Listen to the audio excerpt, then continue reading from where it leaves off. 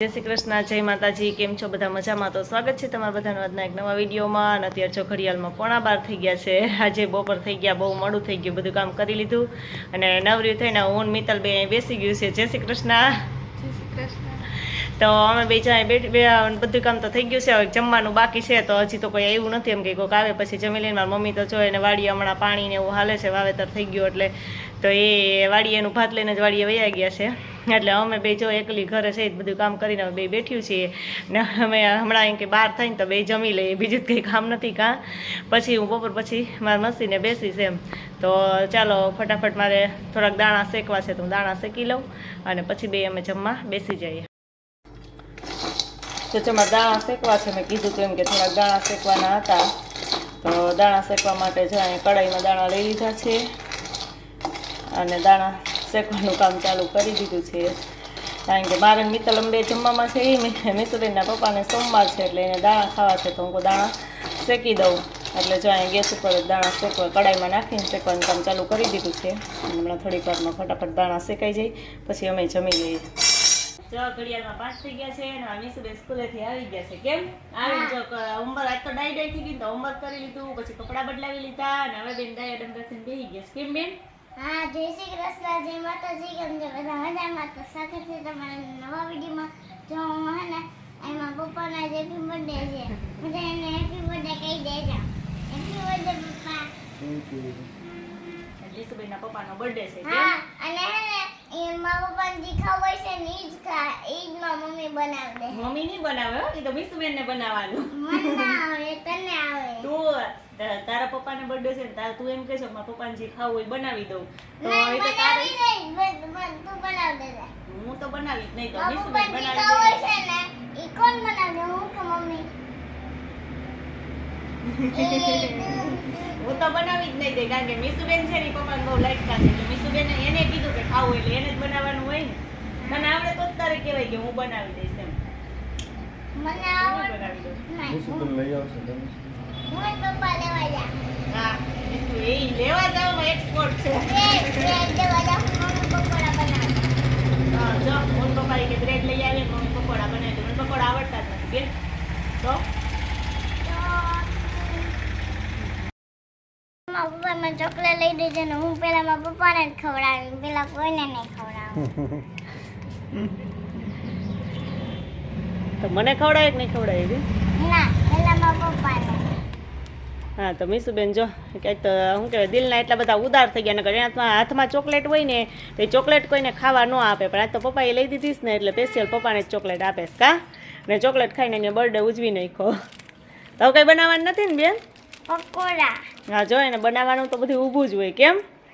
હા. હાલો મિસુબેન એની ચોકલેટ ખાઈ લઈએ ને આપણે આપણા કામે વર્ગી જઈએ. શનિવાર તરબૂચ લીધું હતું ને તો કોઈ ખાધું નહીં. રવિવારે એમને પડ્યું રહ્યું, શનિવારે એમને પડ્યું રહ્યું. તો ને આજે અમે ખાય છે સોમવારે. હા, જો તો હું તરબૂચ લઈ આવી હતી ને તો કાલ તો આખો દિવસ મિસુબેનને કહેતા જ ભૂલાઈ ગયું કે તરબૂચ લઈ આવી હતી એમ. એટલે મિસુબેન જો અત્યારે તરબૂચ ખાવા માંડ્યા છે એને પ્રિન્સભાઈને જ કે બોલવાનું થતું નથી. કેમ? હા, ખાલી આ જ, એને જ બીજું કંઈ બોલવું ન હોય ને. મારી બેન જો ખાવામાં તો પહેલો નંબર આવે છે, એટલે ભાઈનો વારો આવવા દેજો હો બેન. એ બેન બહુ મસ્ત તરબૂચ છે ભાઈ, તને મસ્ત લાગ્યું? મને બહુ મસ્ત લાગ્યું. હા. મીઠું છે કે મોરું મિસુ? મીઠું. અમે ચોકલેટ ખાધી ને હા. એટલે ઓલું મોરું લાગે. હા, એને ચોકલેટ ખાધી એટલે મોરું લાગવું. અત્યારે સેજ મોરું જ હોય, હજી તો એની સિઝન થોડી આવતી જાય છે તરબૂચની. એટલે જેમ જેમ એની સિઝન આવશે ને પછી તો એ બહુ મસ્ત એકદમ લાલય આવે અને મીઠાઈ બહુ હોય. કા ઓટકારે આવી ગયો સોનો. હા, એને ઓટકારે જ આવી જાય ને. ચોકલેટ ખાઈ લીધી, હવે તરબૂચ ખાશો તો પકોડાની જગ્યા રાખજે બેન, કે એની નહીં વધે. પપ્પાને કહી દે પપ્પા આજ નથી રેવડીમાં બર્થડે ઉપર હે ને આપણે પકોડા બનાવીશું. હા, તો આજ મિસુબેનના પેટમાં કંઈ હમાય એમ નથી. કા તો હાલો એ બે બેન ભાઈ ફટાફટ. આજે મારા પપ્પાનો બર્થડે છે ને આવતી 10 તારીખ આવતા સોમવારે મારો બર્થડે છે. હા હા, એ મિસુબેનનો બર્થડે આવશે. કેમ? હા, તો હાલો એ બે ખાઈ લઈએ અને આપણે આપણું કામ. તો જો અમારે આ પકોડાનો મસાલો બની ગયો છે અને મેં મિત્ર બે ભરવાનું કામ ચાલુ કરી દીધું છે. ભરીને બે રાખી દઈએ, પછી જો મેં એકાદે બધા જમવા બેસે ત્યારે તરી નાખશું. જો કે જમવાનું તો મારે વહેલું હોય, અત્યારે ઘડિયાળમાં 6:30 તો થવા આવ્યા છે. તો હમણાં થોડીક વાર પછી તરવા માંડીશ. એટલે આમ થાય આ બહુ ગરમ હોય ને તો ભાઈ છોકરા તો ખાઈ ન હોગે, એટલે થોડાક ઊંઘાગડી ભરાઈ જાય ને એટલે મિત્રને કોઈ એક બે ઘાણા છે ને તરવાનું ચાલુ જ કરી દઉં. ત્યાં તો અમારે જમવાનો ટાઈમ થઈ જાય. એટલે જો ફટાફટ બધા પકોડા છે ને એ ભરી લઈએ અને પછી ગરમા ગરમ પકોડા છે એ ખાઈ લઈએ. મિસુબેને કીધું હતું એમ કે એના પપ્પાનો બર્થડે છે ને એટલે પકોડા બનાવવા છે. એટલે જો આ પકોડા બનાવી નાખ્યા છે. ચાલો ફટાફટ બધા પકોડા છે હું મિત્ર બે ભરી લઈએ.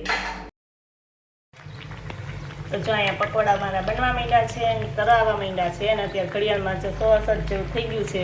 એટલે જો કે હું કહેતી હતી કે ભરીને મારે ચાલુ કરી દેવું છે. તો જો થોડાક તરાઈ ગયા છે ને થોડાક હજી બાકી છે ને તો જો અહીં તરાવા મૂકી દીધા છે અને આટલા જો તરાઈ ગયા છે. મેં એક અથડમાં પસ્તી જ રાખી દીધી છે, કેમ કે એમાં તેલ હોય ને તો પસ્તી રાખીએ તો તેલ એમાં શોષાઈ જાય, એમ એટલે એકદમ તેલવાળા ન રહીએ. અને સેન્ડવિચ બનાવવા હતા, પણ અમારે બધાને સેન્ડવિચ કરતાં પકોડા બહુ ભાવે, એટલે પકોડા જ બધા બનાવી નાખ્યા. હું બધું અલગ અલગ નથી બનાવવું. એટલે જો એટલા તરાઈ ગયા છે અને એટલા જો હજી આ તરું છું ને થોડાક છે ને હજી તરવાના બાકી છે. તો ફટાફટ છે એ બધા પકોડા હું તરી લઉં પછી જ અમે બેસી જઈએ જમવા, કેમ કે જમવાનું તો અમારે વહેલું જ હોય. અને તમારે કોઈને પકોડા ખાવા હોય તો આવી જાજો પકોડા ખાવા માટે. ઘડિયાળમાં 10 થઈ ગયા છે ને સુવાનો ટાઈમ થઈ ગયો છે ને હવે હે ને હું કયુંની ટીવી જોતી હતી. મમ્મી કયુંને બેસવા ગયા હતા ને હું કયુંની ટીવી જોતી હતી. હા, મિસુબેન ને મજા આવી ગઈ કા, મમ્મી નહોતા ને એટલે હું ને મિત્તલ બે બેસવા આવી ગઈ હતી. મિસુબેન ને કીધા વગર ના નકર તો મિસુબેન અમારે ભેગા આવે બધે. કેમ? હા, નકર તો મિસુબેન ને ભેગું આવવું જ પડે બધે મમ્મી અહીં રે. એટલે મિસુબેન ને અમે મજા આવી ગઈ, મોબાઈલ જોયો ટીવી જોયો ને મમ્મી નહોતા ને એટલે.